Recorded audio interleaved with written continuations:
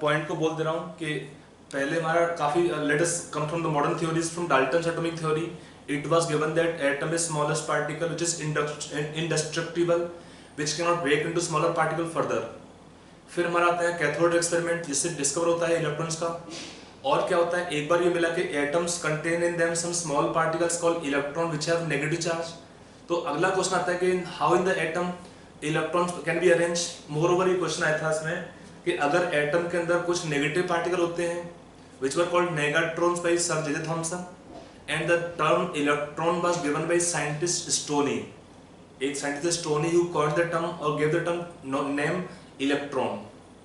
तो from cathode ray experiment different observations were there already discussed in last class. So अगर आपका नहीं देखा है तो can see the video already is there. हाँ जी, DPP2 में डाउट है, बोलो. एक मिनट, DPP2 में डाउट है 24. Just a minute. 24th question. Okay, 24th question दिया है 7.5 ml. भैया क्वेश्चन ना 7.5 ml.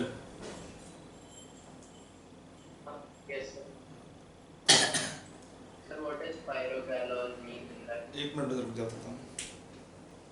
यहाँ पे दिया 7.5 ml of a gaseous hydrocarbon was exploded with 36 ml of O2. The volume of gases on cooling was found to be 28.5 ml. 15 ml of which was absorbed in aqueous KOH solution and rest in alkaline pyrrolidol.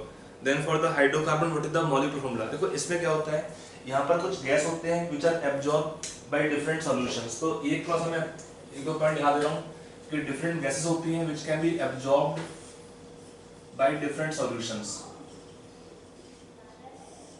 अगर हमें मिलता है कभी CO2 gas. CO2 क्या होता है, acidic gas होता है. CO2 गैस और we can take other acidic gases. They are absorbed bye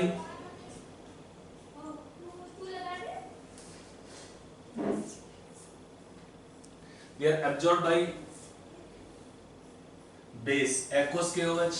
काम क्या है, CO2 यहाँ पर एसिड बेस रिएक्शन होगा भाई. Acid base reaction CO2 gas और other acidic gases can be absorb by KOH acid base reaction होने से. अगर O2 होता है तो O2 will be absorb by pyrogallol alkaline पायरोगोलोल.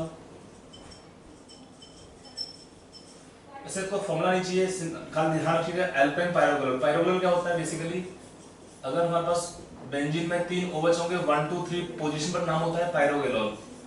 इनका रिएक्शन होता है O2 से and O2 will be absorb by pyrogallol. O3 होता है it is absorb by turpentine oil. किसी में इन्वॉल्व होगा कोई बेसिक गैस होगा लाइक अमोनिया और अदर बेसिक गैसेस. तो by acids like solution of sulphuric acid can absorb basic gases. ठीक है ना. अगर हमारे पास और भी कोई गैस होता है, सिंपल है, जो रिएक्शन होगा उसी के अकॉर्डिंग Cl2 गैस और halogens can be absorb by Cl2 तो गैस प्रेशर होता है at room temperature. Bromine liquid होता है बाय सॉल्यूशन ऑफ KOH और NaOH. Again the reaction take place. तो होता क्या है, रिएक्शंस में डिफरेंट गैसेस होती हैं. They can be absorb by different solution because of chemical reactions. आप इनको नोट कर लीजिए, पॉइंट्स को काम आएंगे आपको और भी क्वेश्चन करने के लिए.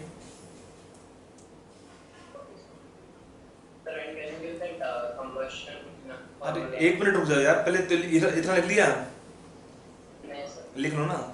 एक्चुअली मैं आपको थोड़ा बेस बता रहा हूँ उसमें कि आपको और भी क्वेश्चन हेल्प मिल जाएगा वैसा करने से. तो ये क्वेश्चन समझ लेते हैं, इसको समझना जरूरी है कि ये क्वेश्चन कर लोगे तो आपको ऐसे क्वेश्चन और मिलेंगे, कर पाओगे. तो इसका लॉजिक या बेसिस क्या है थोड़ा एक बार देख लेते हैं. लिखा पॉइंट पूरा.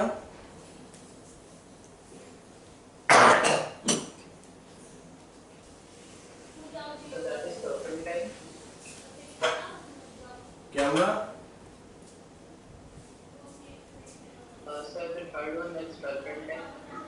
Turpentine oil. कोई भी अमोनिया है या कोई बेसिक गैस होता है भाई acid solution it is absorb. कोई अगर ऑक्सीडाइजिंग गैस होगा तो भाई रिड्यूसिंग एजेंट, या रिड्यूसिंग तो भाई ऑक्सीडाइजिंग. सिंपल पॉइंट है, जिसमें रिएक्शन होता है उसमें वो गैस अब्सॉर्ब हो जाती है. तो ये रिएक्शन के ऊपर पॉइंट बेस होता है. आपको दो बात ध्यान रखिएगा, तीन तो ध्यान रखो कम से कम. CO2 gas O2 gas common मिलता है क्वेश्चन में. Sometime we may get turpentine means O3 gas. तो भाई turpentine oil it is absorb. At least 2-3 gas ध्यान रखिएगा, पहली तो इंपॉर्टेंट है. क्योंकि हाइड्रोकार्बन पे जो क्वेश्चन पूछता है हाइड्रोकार्बन गैसेस पे, उस केस में ये पॉइंट हमारे काम में आते हैं। लिख दिया। अब आते हैं जो आपका क्वेश्चन था, ये क्वेश्चन करना हो या ऐसे क्वेश्चन और भी करने हो तो उसमें अप्रोच क्या होगा, एक बार क्वेश्चन का अप्रोच समझ लेते हैं। इसमें क्वेश्चन क्या दिया है,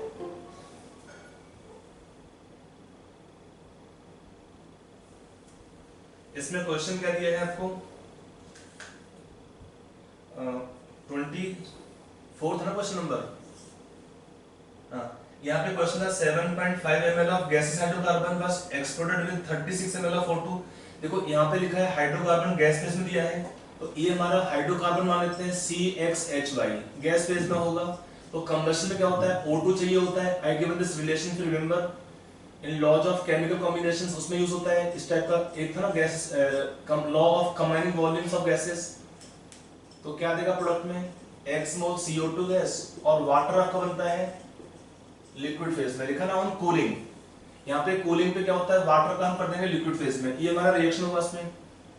तो क्वेश्चन में दे रखा है 7.5 ml, इसका अगर हम 1 मोल लेंगे तो क्या देगा, इतने मोल चाहिए। तो अगर यहाँ पे दिया है volume 7.5 ml, it consume how many ml of O2 gas, तो 7.5 into x plus y by 4 ml O2 चाहिए, और कितना देगा CO2 gas 10x 7.5 xml 7.5 xml gas. Gas के लिए जो रेशियो नंबर ऑफ मोल्स का होता है वही रेशियो उनके वॉल्यूम का भी होता है। वाटर क्या रहेगा लिक्विड फेज में, क्योंकि क्वेश्चन में पढ़ो क्या लिखा क्वेश्चन में कि 7.5 ml of gases hydrocarbon was exploded with 36 ml of O2 gas. But normally क्या होता है, कंबशन रिएक्शन में O2 gas is not completely consume, कुछ O2 कंज्यूम होता है, कुछ O2 बचा रहता है। The volume of the gases on cooling, on cooling क्या होता है, रूम टेम्परेचर लेते हैं। तो ऑन कूलिंग मींस क्या होगा, वाटर को हम लेंगे लिक्विड फेज में, बिकॉज पहले क्या होता है कंबशन में वाटर बनता है वेपर फेज में, वाटर बनता है वेपर फेज में, लेकिन कूल करने पे क्या होगा, again water will be in liquid phase on cooling. और अगर क्वेश्चन में टेम्परेचर नहीं भी दिया है तो हम लेते हैं room temperature, means we will take water in liquid phase until it is given कि वाटर वेपर फॉर्म में दिया है। तो फिर लिखा है on cooling the volume was found to be 28.5 ml 15 ml of which is absorbed in KOH। देखो अगर हम क्वेश्चन को हम समझते हैं बट डेटा को ट्राई करते हैं समझने का। क्वेश्चन बोल रहा है कि हमने मिक्स किया 7.5 ml of hydrocarbon gas plus 36 ml of O2 gas, हमने दोनों को मिक्स किया, रिएक्शन किया। फिर क्या होता है, after reaction the total volume कितना होता है, on cooling the volume is found to be 28.5 ml। Can you tell this volume is of which gases. Combustion reaction पूरा होता है, हाइड्रोकार्बन खत्म। जब रिएक्शन पूरा होता है कंबशन गैस का मीनिंग क्या है, जो हमारा हाइड्रोकार्बन गैस पूरा कंज्यूम हो जाता है, ये तो बचेगा नहीं। हाँ CO2 गैस बनेगा श्योर। और यहाँ पर क्या होता है O2 गैस, नॉर्मली क्या होता है कंबशन रिएक्शन में O2 gas is taken excess generally almost always। तो यहाँ पर क्या है, अगर कुछ O2 बचा रहेगा, O2 left unreacted, ये कंडीशनल होता है, हो भी सकता है नहीं हो सकता है। if any, जो वॉल्यूम यहाँ पे दिया हुआ है 28.5 ml, किसका वॉल्यूम होगा, CO2 बनेगा श्योर। हाँ O2 वाटर लिक्विड फेज में वॉल्यूम नेग्लेक्टेड होता है, और ये आपका होगा सम O2 if left unreacted। तो टोटल वॉल्यूम के दो गैस बचते हैं, एक O2 गैस बचेगा जो रिएक्ट नहीं करता है, और जो CO2 बनता है, उनका वॉल्यूम मिला के होगा 28.5 ml। फिर उन्होंने क्या बोला 15 ml of which is absorbed by KOH। तो what is role of KOH, it absorb 15 ml, तो क्या होगा CO2 का वॉल्यूम होगा, CO2 gas absorbs CO2 gas will be absorbed by solution of KOH। तो KOH absorb 15 ml of the gas, that means 50 ml क्या होगा हमारा CO2 का वॉल्यूम। यहां से हमें H डायरेक्ट मिल जाएगा। अब जो रिमेनिंग गैस है कितना होगा 28.5 माइनस कितना होगा 15, कितना बचता है 13.5 ml, ये बचेगा। तो ये 15, ये क्या हुआ, इसका मीनिंग ये होगा जो O2 क्या है लेफ्ट अनरिएक्टेड। अब ये पक्का हो गया रिएक्शन में, आगे बोला भी है and the remaining gas absorbed in alkaline pyrogalon। तो O2 gas will be absorbed by pyrogalon। तो remaining कितना था 13.5 ml, it is absorbed by pyrogalon।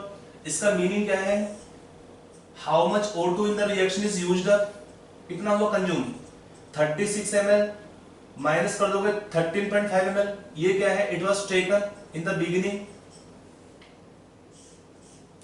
और ये क्या है, O2 left over unreacted. Difference कितना आएगा दोनों वॉल्यूम को लेने पे, यहाँ पे कितना होता है 22.5 ml, इतना हुआ ना,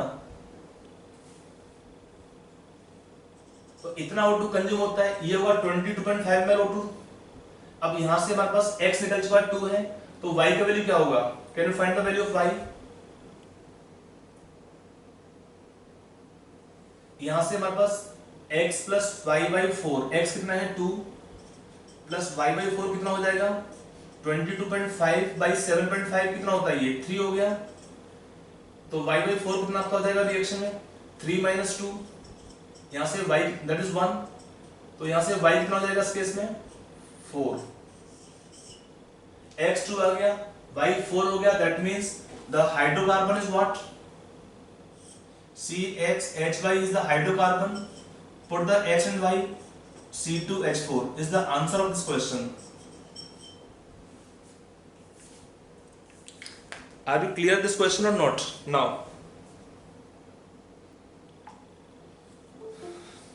अभी टेंशन ना लो, ऐसे ये क्वेश्चन आपको मैं एक बार और कराऊंगा, जो थोड़ा सा स्टोइकोमेट्री पार्ट है ना, एक बार जब तक रिपीट करेंगे, अभी तो जस्ट बेसिक पे ध्यान दीजिए, क्योंकि क्वेश्चन दो चार दे दिए थे मैंने इसमें, वो अच्छे असाइनमेंट था, सिर्फ मेरा था उसमें, बट आपको मैं इसका थोड़ा एक बार और क्वेश्चन कराऊंगा इस टॉपिक के।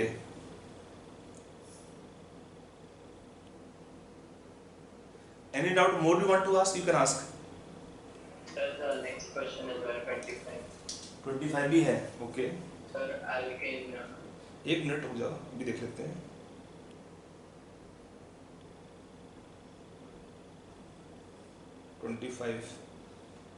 ये क्वेश्चन नोट कर लो पूरा।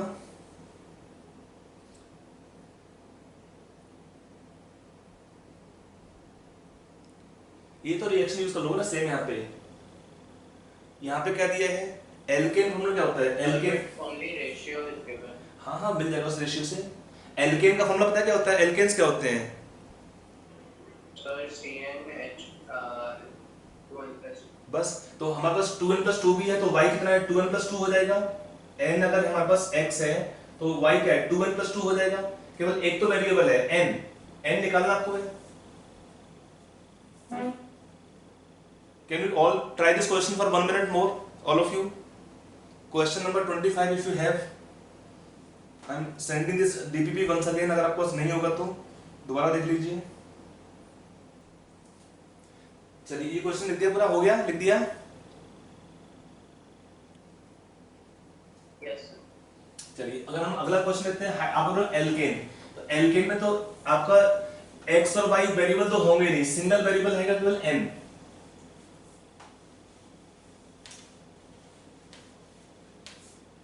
For alkane what is formula, देखो CnH2n+2 is formula of alkane. For combustion कितना चाहिए इसमें O2 गैस, तो n+2n+2/4 हो गया, होगा ना, x के y के इक्वल होगा इतना वैल्यू, तो यहाँ पे क्या 2 कॉमन ले सकते हो, O2 gas can give NCO2 + 2n+2/2 water, y/2 water आता है।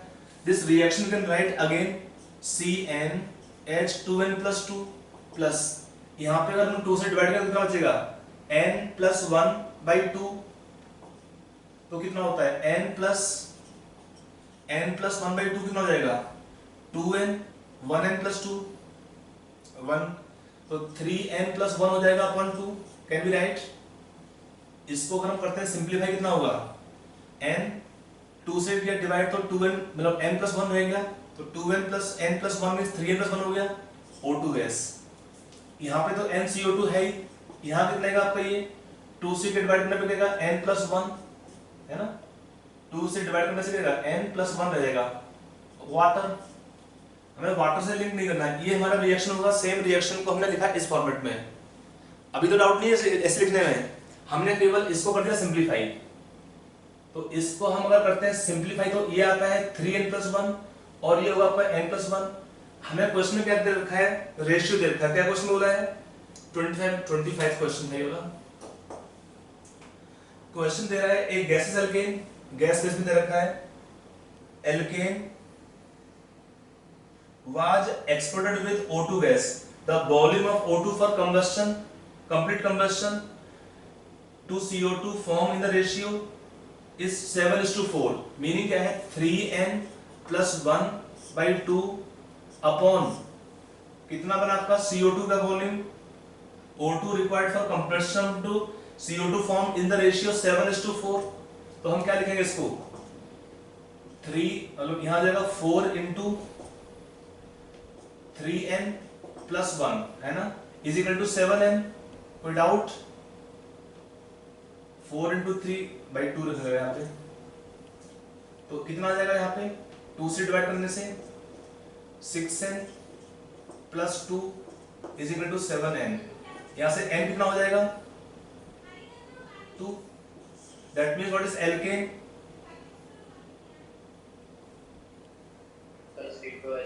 C2H6 हो गया. The molecular formula of the alkane is option B C2H6. Are you clear now? Yes. आपको यहाँ रेशियो क्या है कि जितना O2 कंज्यूम होता है और CO2 का वॉल्यूम का रेशियो दे रखा है. तो जो गैस में देखो गैस में क्या होता है जो रेशियो उनके गैस के नंबर ऑफ मोल्स का होता है गैस में वही रेशियो उनके वॉल्यूम का भी होता है. ऐसे भी ये क्वेश्चन कर सकते हैं. Got it? और कोई डाउट पूछना पूछ लीजिए. Any more doubt you want you can ask.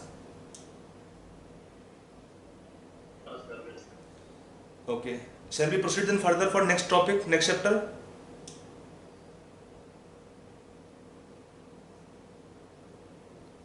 से समथिंग हाँ कि ना.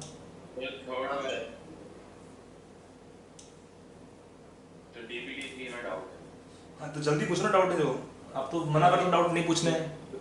तो क्वेश्चन 20 है वो into 3 के जगह into 2 क्यों किया है? एक मिनट क्वेश्चन. अरे यार मुझे क्वेश्चन देखने दोगे ना. डीपीपी कौन सा DPP number 3 question number question number 20. Okay किसी में हाइड्रोजन होना कोई इसका एविडेंस नहीं है कि वो हाइड्रोजन सारे के सारे लॉस होते हैं रिएक्शन में. ये एक्चुअली थोड़ा स्ट्रक्चर बेस्ड पॉइंट है. मैं आपको बता देता हूँ उसके बारे में. ये लिख दिया सब बच्चों ने.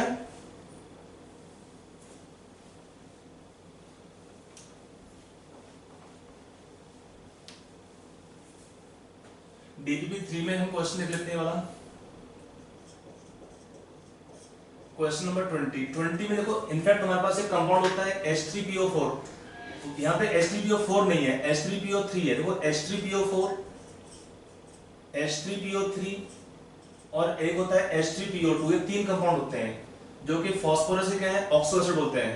ये 3 बेसिक होते हैं. इसका नाम क्या होता है पहले वाले का ortho phosphoric acid. Phosphoric acid इसको कहते हैं phosphorous acid.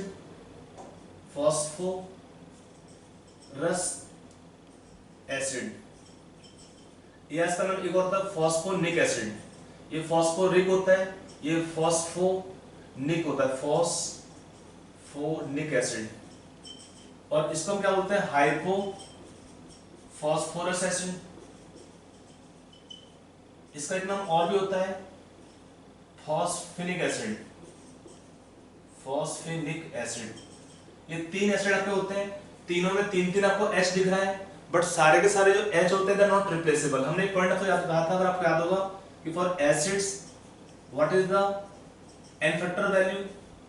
It is number of replaceable hydrogen ions. कितना H है वो मैटर नहीं करता है. Number of replaceable hydrogen plus ions. इसी को हम बोलते हैं क्या एसिड का बेसिसिटी ऑफ एसिड बोलते हैं इसको.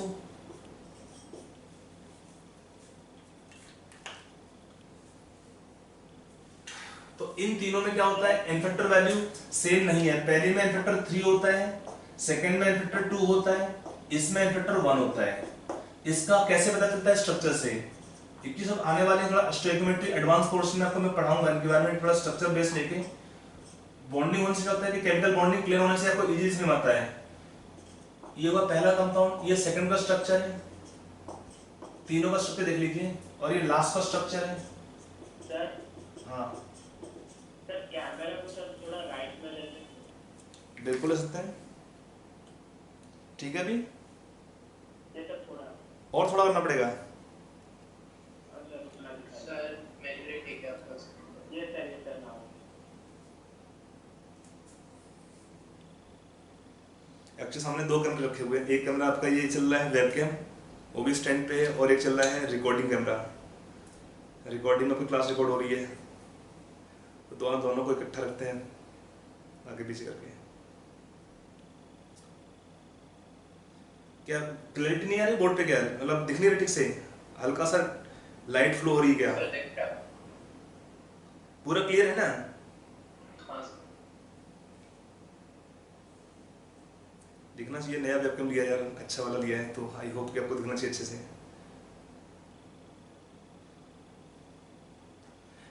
Can we have in class on Zoom? आपको जूम में अगर कंफर्टेबल हो तो। हाँ सर चलेगा। हाँ सर जूम पे क्या होता है, आपका डाटा कंजप्शन कम होता है, स्पीड ठीक रहता है। इसमें क्या है, गूगल मीट में स्पीड आपका नेट अच्छा होगा तो अच्छा रहेगा, नेट आपका वीक होगा तो प्रॉब्लम होती है, तो इसलिए।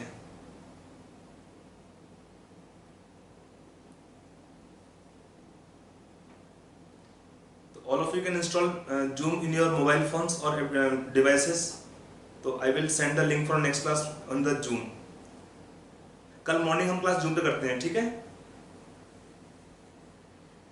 Tomorrow morning class we will have on Zoom. Morning class का टाइमिंग है 9 o'clock से, नॉट 7।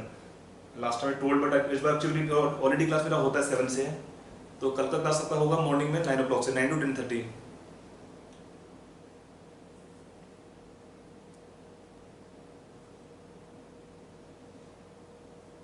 तो इसमें आप देखते हैं स्ट्रक्चर वाइज, देखो पॉइंट को।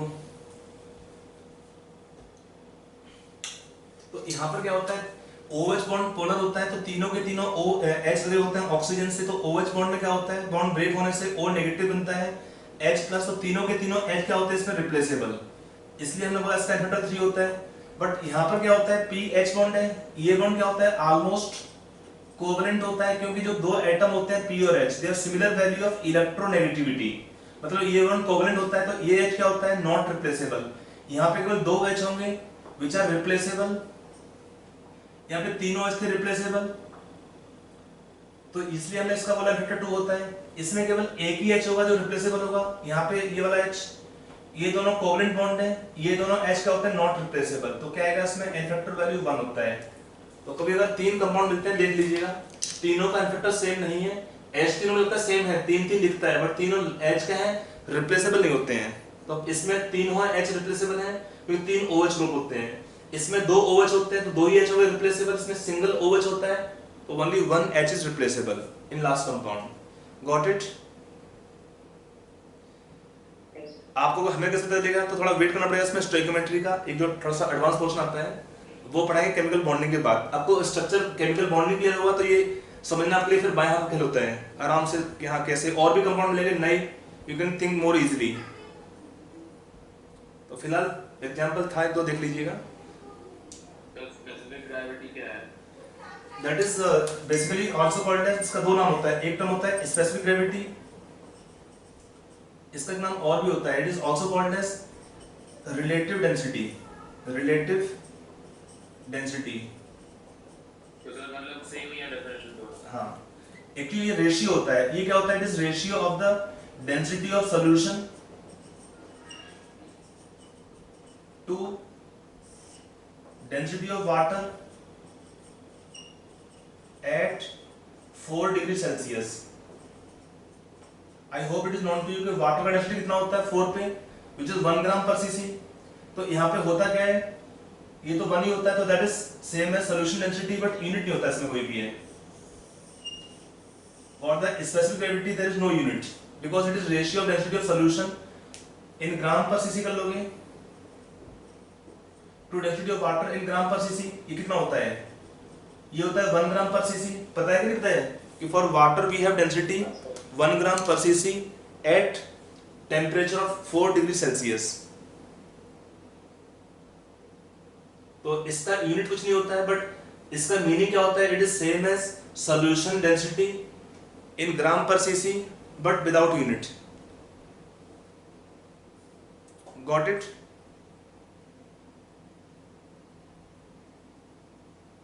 Yes, sir. और कुछ पूछना है point? No sir. Sure? Yes sir. चलिए फिर हम आगे चलते हैं नेक्स्ट टॉपिक पे। सर एक सर DPT2 का लास्ट क्वेश्चन। DPT2 का last question, okay let me सी।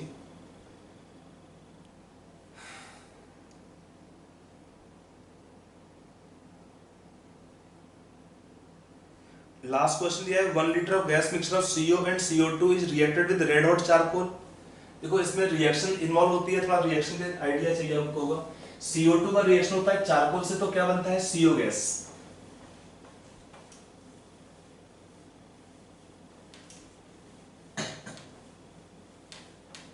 क्या होता है reaction of CO2 gas, CO2 gas होता है, इसका हम रिएक्शन करते हैं किससे, चारकोल। चारकोल मींस कार्बन होता है, कोल, तो क्या बनता है हीट करने पर एट रेड हॉट टेम्परेचर, ये देगा 2 मोल CO गैस। 1 मोल CO2 गिव 2 मोल CO गैस। तो क्वेश्चन में क्या दिया है 1 लीटर ऑफ गैस मिक्सचर। अगर हमारे पास 1 लीटर गैस मिक्सचर दिया है, किस किस का गैस दिया है, इसमें CO2 भी है और CO गैस भी है। मान लो इसका वॉल्यूम है x लीटर्स, तो इसका वॉल्यूम कितना होगा 1 माइनस x लीटर, है ना। अगर ये x लीटर है तो जब इसका रिएक्शन होता है कोक से कार्बन चारकोल से, तो क्या बनता है 1 mole give 2x moles, 1 mole give 2 mole, तो 1 ml give 2 ml, x litre give 2x litre of CO2 gas, CO gas. तो what is new total volume, what is new volume total, कितना दिया है क्वेश्चन में, ये जो बनेगा 2x ml plus जो CO तो इसका रेट होता ही नहीं है, तो 1 माइनस x कितना हो जाएगा मिला के, टोटल वॉल्यूम बिकम 1.4 लीटर्स। ये तो क्वेश्चन बोला है कि जब रिएक्शन होगा तो नया what is total, what is new total volume, जो CO बना प्लस जो CO था स्टार्टिंग में, दोनों का वॉल्यूम मिला के होता है 1.4 लीटर्स। तो यहाँ पे कितना आ जाएगा 2x प्लस 1 माइनस x बराबर 1.4, तो यहाँ पे बचा x is equal to how much 0.4 litre. इसका मीनिंग क्या है, जो हमारा CO2 था स्टार्टिंग में, ये इसका वॉल्यूम है 0.4 लीटर और ये कितना हुआ CO जो रिमेनिंग था 0.6 लीटर। क्वेश्चन पूछा है find the volume of CO in original mixture, it will be 0.6 litre. Got it? Actually ml लिखा है वो लीटर होगा, यूनिट का थोड़ा प्रॉब्लम है।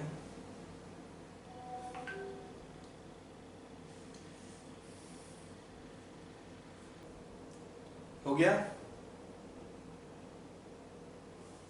कुछ और पूछना है?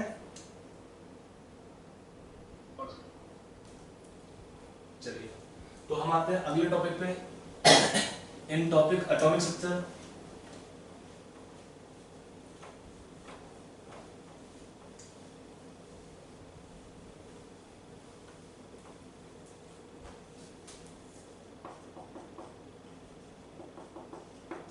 Class number 2।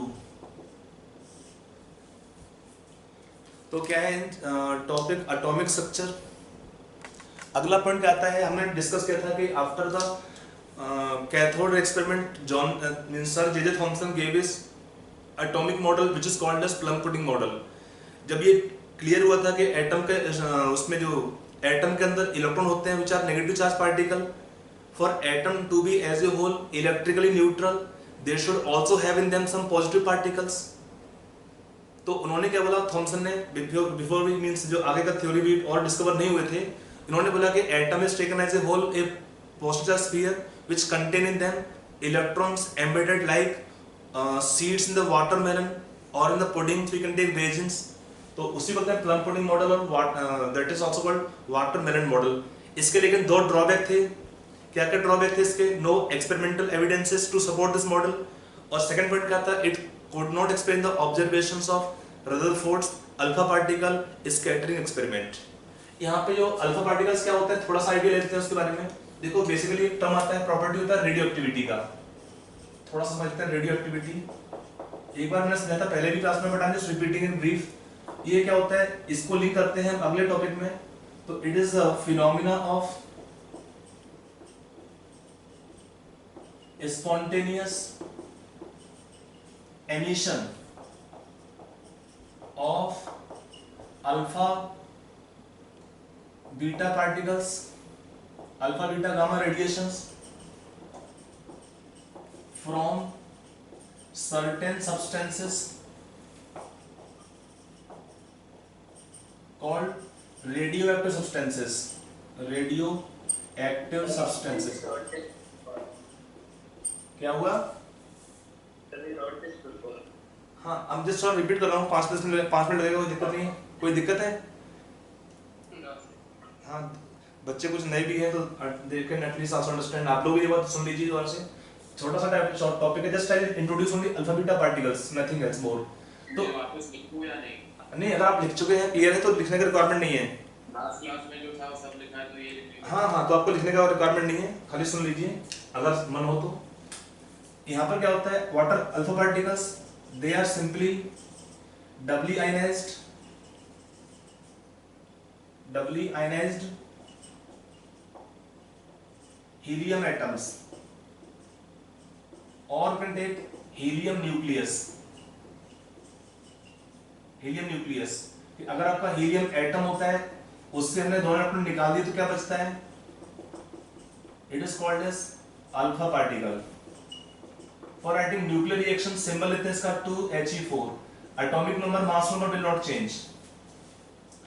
एक होते हैं beta particles, they are same as electron but nuclear origin, they are same as electron but nuclear origin। Meaning क्या होता है, न्यूक्लियस के अंदर आपका एक न्यूट्रॉन होता है, वो डिके करता है, क्या बनाता है? Proton plus electron.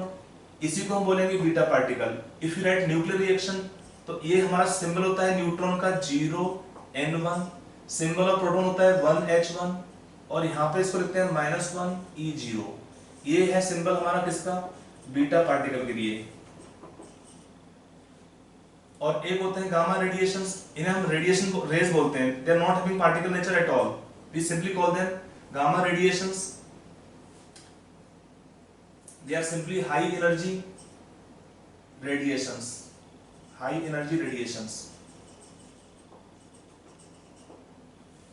अगर हम बात करते हैं स्पीड का, तो क्या होता है, स्पीड से हाईएस्ट होता है गामा रेस का। They travel with the speed of light. फिर आता है बीटा पार्टिकल्स का, ये दोनों पार्टिकल होते हैं, ये रेज होते हैं, they do not have particle nature at all. और फिर आता है सबसे कम होगा स्पीड अल्फा पार्टिकल्स का। यहाँ पे क्या होता है, gamma rays travel with the speed of light, they have same speed as speed of light. कितना होता है speed of light? 3 × 10⁸ metre per second. इनका स्पीड कम होता है, काफी कम होता है कंपेयर टू गामा रेज। लिखा पूरा यहाँ तक? पूरा हो गया?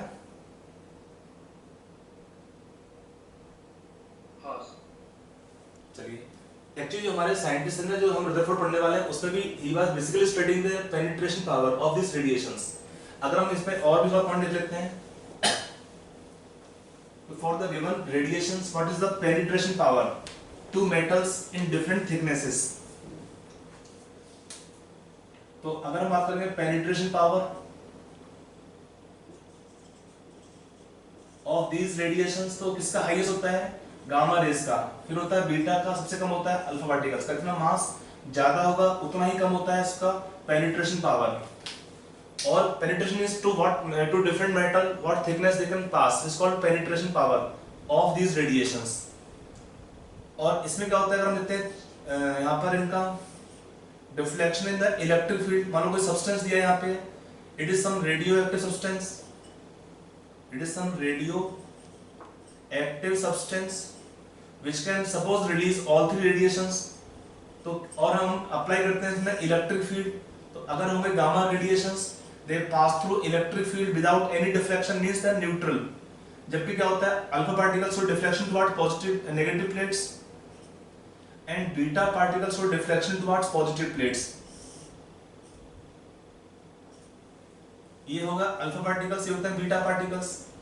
और क्या होता है, बीटा पार्टिकल्स सो मोर डिफ्लेक्शन, देखो ना एंगल ऑफ डिफ्लेक्शन कम है इसमें, यहाँ पे बड़ा है एंगल ऑफ डिफ्लेक्शन, ये थीटा है, थीटा डैश मान लेते हैं, तो angle of deflection is more for beta particles. ये हमारा था angle of deflection theta, it is directly proportional to charge upon mass ratio. जिस पार्टिकल का चार्ज ज्यादा होगा या मास रेशियो जो वो देते हैं, higher the charge to mass ratio more will be this angle of deflection in electric field. एक तो पॉइंट क्या था कि deflection in electric field towards negative plate indicate alpha particles have positive charge. Second point, deflection of beta particle toward the positive plate indicate beta particles are negatively charge.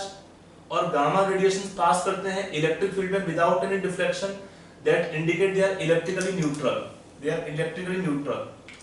अगला point क्या है, देखो एक point होता है थोड़ा information वाला point है, अगर लेते हैं mass ratio of the mass of electron to mass of proton कितना आता है, इट इज 1/1837 टाइम्स। ये simple ratio mass of electron कितना होता है 9.1 into 10 to power minus 31 kg. What is mass of proton? 1.672 into 10 to power minus 27 kg. ये ratio लेने पे आता है रफली इतना आता है। तो अगर हम लेते हैं mass of electron to mass of alpha particle कितना होगा, ये होगा 1/4 into 1837 times.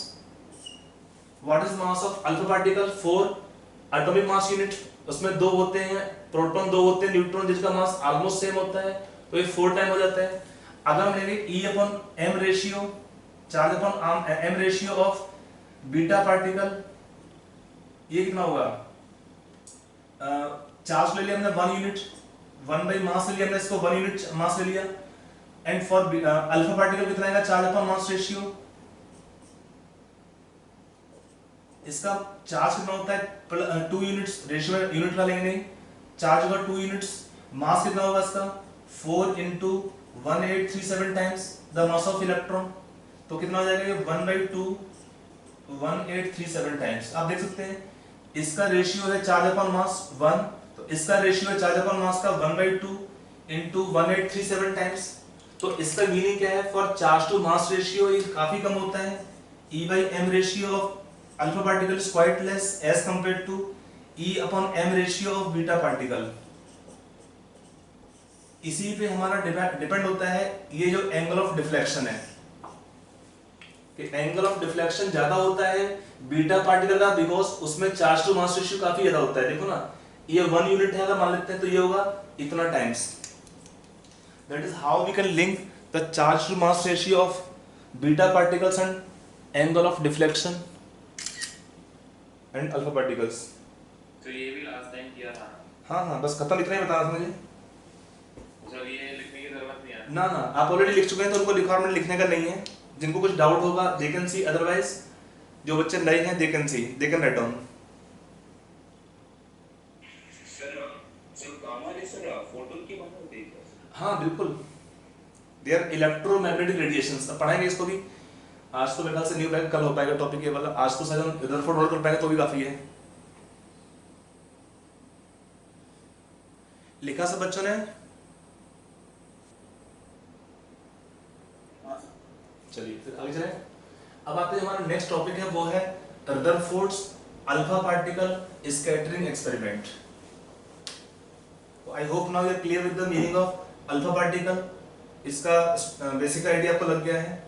It have a plus charge, helium atom का अगर हम दोनों इलेक्ट्रॉन निकाल देंगे हीलियम एटम से, तो जो बचता क्या है हीलियम न्यूक्लियस, उसी को बोलते हैं अल्फा पार्टिकल, दैट है पॉजिटिव चार्ज। तो आपका जो नेक्स्ट हेडिंग वो हेडिंग यहाँ पर है वो है Rutherford's alpha particles scattering experiment. ये हमारा नेक्स्ट हेडिंग है, Rutherford's alpha particle scattering experiment.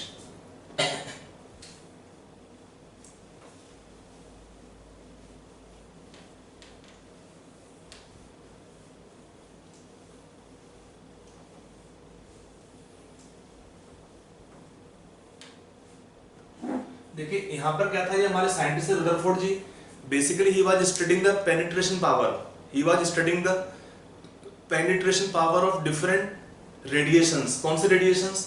Radioactive radiations.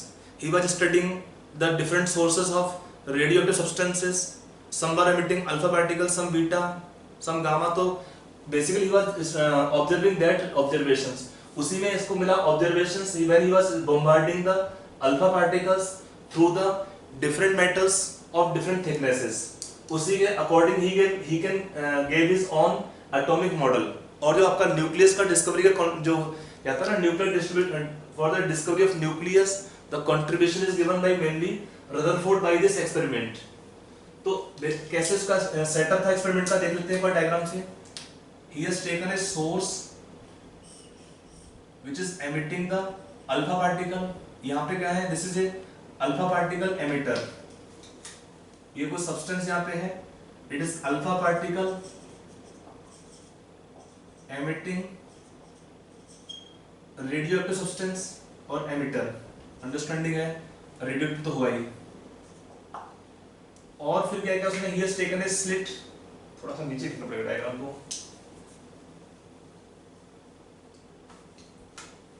एक लेड का बॉक्स होता है जिसमें इसको रखते हैं ताकि बाहर रेडिएशन लीक ना हो पाए।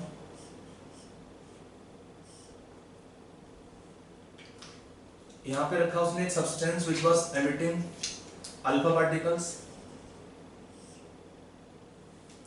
And then he has taken a slit. एक होता है स्लिट लेते हैं to get a fine beam, slit to get a fine beam of alpha particles। और फिर क्या उसने क्या यहाँ पे, he has placed a gold foil in the way, a very thin gold foil। इसको रखा से रास्ते में,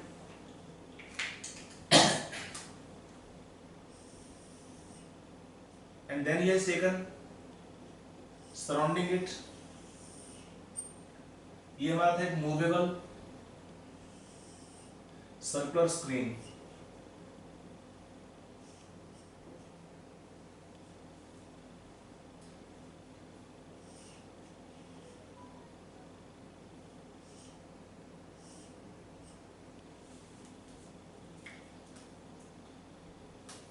it was taken a movable circular screen having coating of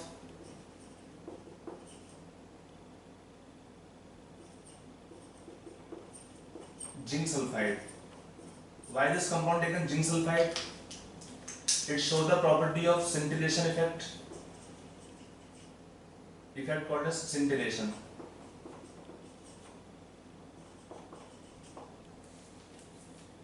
scintillation का मीनिंग क्या होता है? It is production of flash of light where alpha particle strike after passing through gold foil। इसका क्या हेल्प करता है? It help in predicting the path of alpha particles after they strike gold foil। यहाँ पे ये था gold foil, very thin gold foil.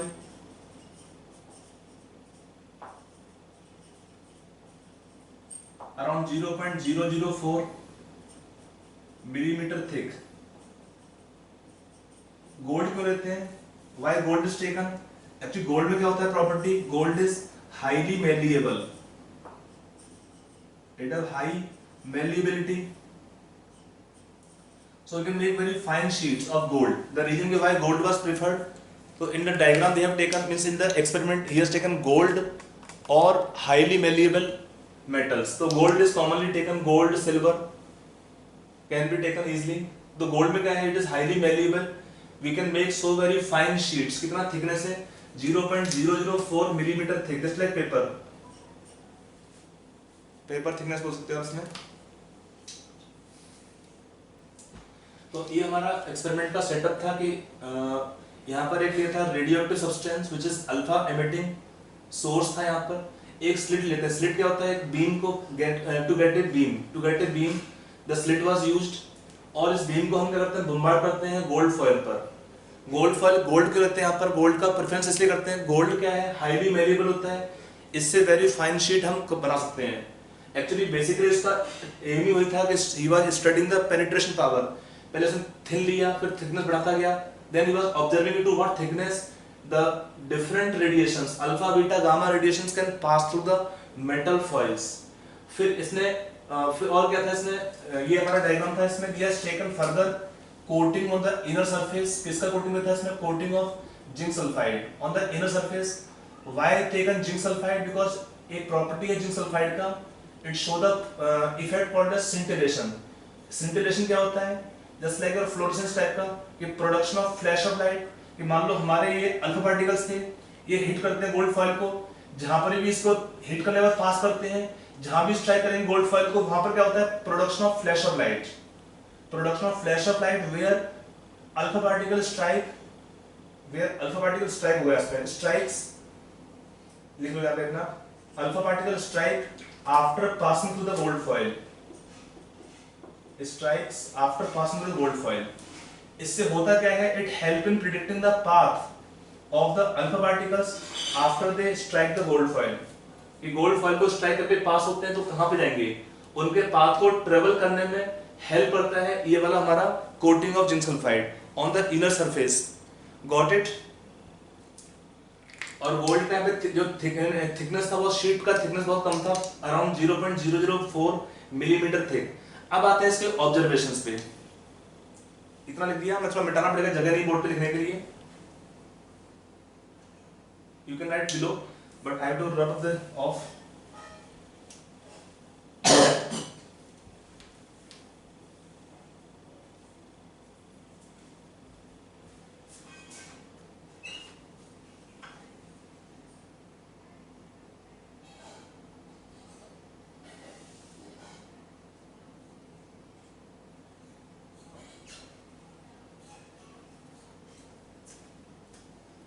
तो इसमें क्या है? इसके ऑब्जर्वेशन थे, इसको लिखेंगे ऑब्जर्वेशंस ऑफ द एक्सपेरिमेंट। पहला पॉइंट क्या था? Majority of particles, majority of alpha particles, you can write more than 99%, pass through gold foil, pass through gold foil without any deflection. They pass through gold foil, मतलब क्या था? Majority of particles were striking here at this spot. ये spot था जहाँ पर क्या था? Majority of alpha particles were striking after they were passing through the gold foil. अगला पॉइंट क्या था? Very few particles got deflected by small angles and rarely 1 out of 20,000 particles got deflected by angle of more than 90 degree.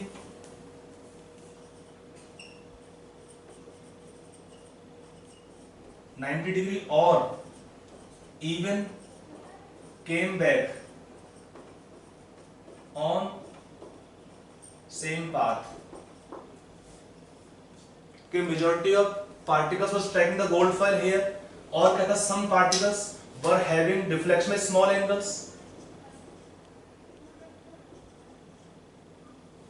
मतलब बहुत कम थे particles. और क्या था rarely हमने बोला 1 आउट ऑफ 20,000 पार्टिकल्स, कुछ ऐसे भी थे पार्टिकल्स विच वर, ये हमारा सपोज दिया है अल्फा पार्टिकल्स को हिट किया इसने, और फिर क्या होता है हिट करने के बाद it have either deflect by angle of more than 90 degree और even come back on same path. तो ये था रेयर था फिनोमेना कि रेयरली 1 आउट ऑफ 20,000 पार्टिकल्स, देखा ना, very few particles got deflected by small angles. ये आपका एंगल ऑफ डिफ्लेक्शन थोड़ा सा दिया हुआ है, कुछ पार्टिकल ऐसे डिफ्लेक्ट हुए थे। और क्या था सम पार्टिकल ऐसा भी होगा, एक दो particle they were directly hitting the gold foil and coming back और having deflection by angle of more than 90 degree. ये होता है एंगल ऑफ डिफ्लेक्शन 90 डिग्री, उससे भी ज्यादा हुआ डिफ्लेक्शन, और they were coming on same path. क्या लिखा है, very few particles got deflected by small angles and rarely 1 out of 20,000 particles came back, means got deflected by small by angle of more than 90 degree or even came back on same path.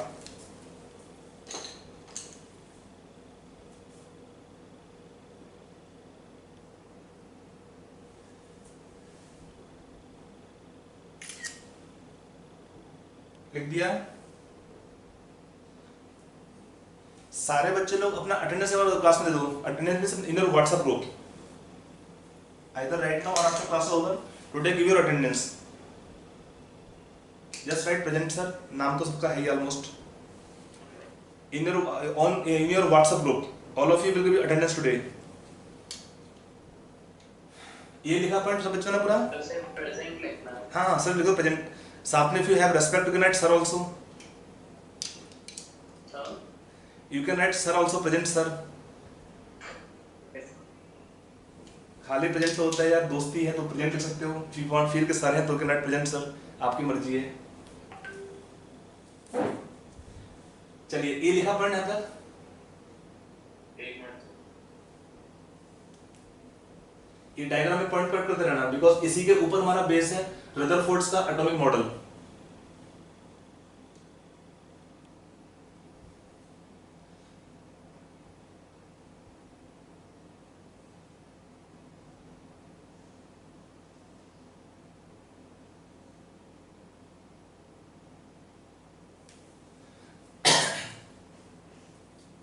Completed, आगे चले।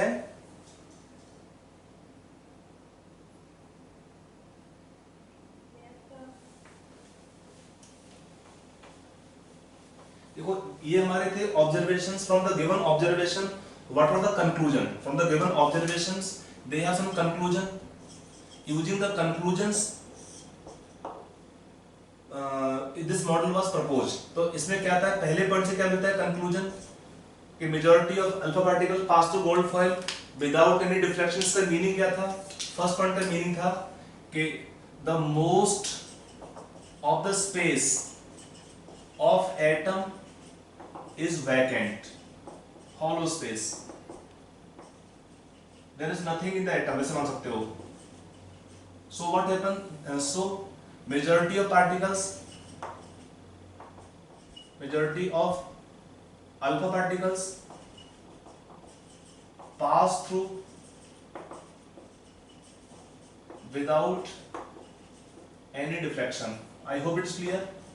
First observation कि हमारा जो atom का space है mostly खाली है पूरा पूरा, इसीलिए क्या होता है majority of alpha particle pass through gold foil without any deflection. ये फर्स्ट पॉइंट से हमें रिफ्लेक्ट होता है। सेकेंड पॉइंट से क्या मिलता है, इससे क्या आपको मिलता है observation, practically entire mass of atom is concentrated in very small region called nucleus, small region called nucleus, which has positive charge, and very high density,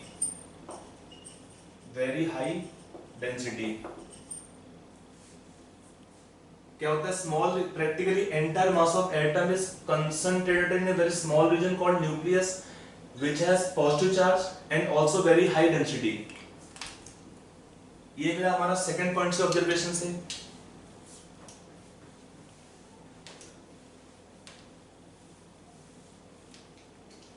मतलब ये हमारा अगर मानते हैं हमारा एटम है, ये इसका न्यूक्लियस है, इसकी रेंज क्या दी उन्होंने, रेंज वाज गिवन कि if it is taken radius of atom, अगर इसका साइज दिया है in the range of 10 to power minus 10 meters, then the radius of nucleus was having range given 10 power minus 15 meters. ये आता है range of the size of the atomic size and size of nucleus. इतना small size होता है तो क्या था, इसलिए ये हमारा मान लो हमने एटम मान लिया, इस एटम में ये हमारा सेंटर में न्यूक्लियस रखा है जिसपे प्लस चार्ज होगा। फिर क्या था, majority of particles pass through gold foil without any deflection, because इसका साइज बहुत छोटा था, size of nucleus is very small, so majority of particles pass through gold foil without any deflection, and those alpha particles which were passing close to nucleus, they were repelled by nucleus.